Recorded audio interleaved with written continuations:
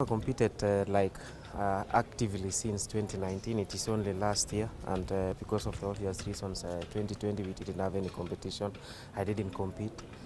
Last year I competed at the Olympics, and yes, this year I'm back. So training and looking forward to the upcoming season.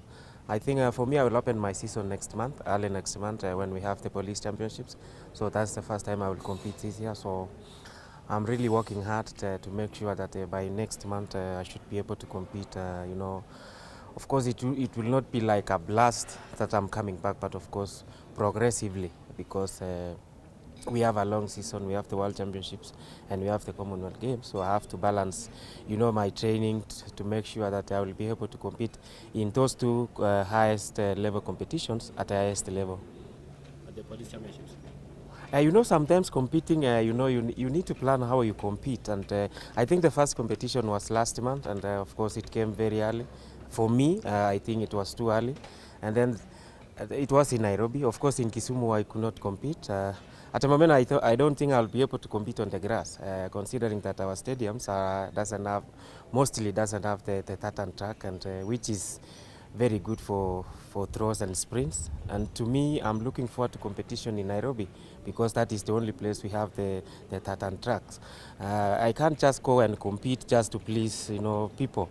Sometimes you need to know and see the precautions of competing on grass.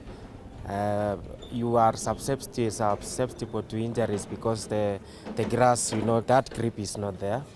And you see in Kisumu it was a heavy rain, I think, so you can even see the results are not pleasing. So sometimes you don't have just to compete because we have competition, but you look where you compete at. My next question. So how I wish even it was too soon to have many young athletes coming up, because this thing is not like javelin competition or javelin throw is a very complicated and technical event. So you need someone to pick it early, at an early age, so that progressively by the time someone is 20, 21, 23 should be able to compete at a very high level. But because of course the facilities we have in Kenya doesn't really support our young athletes, because even like we don't even have the javelins for young kids. So it's a process, and I wish Meshach will be a very huge talent coming up. And I saw the story about the teacher the school buying him the javelin, and it's really a nice thing. That is how I started.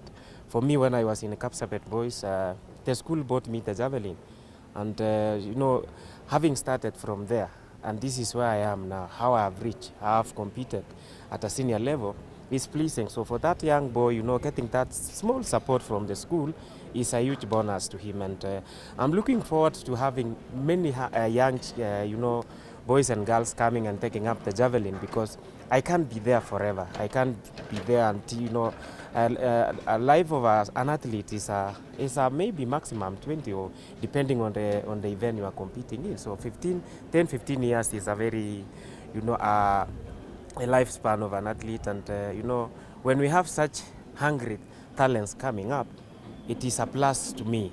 I feel it, yes, I've mentored someone, and I wish him well, and I hope he doesn't get lost on the way, because sometimes you get disappointed with performance and injuries. So he just need to to raise up his head and have vision, determination, and he will be coming up soon and strong.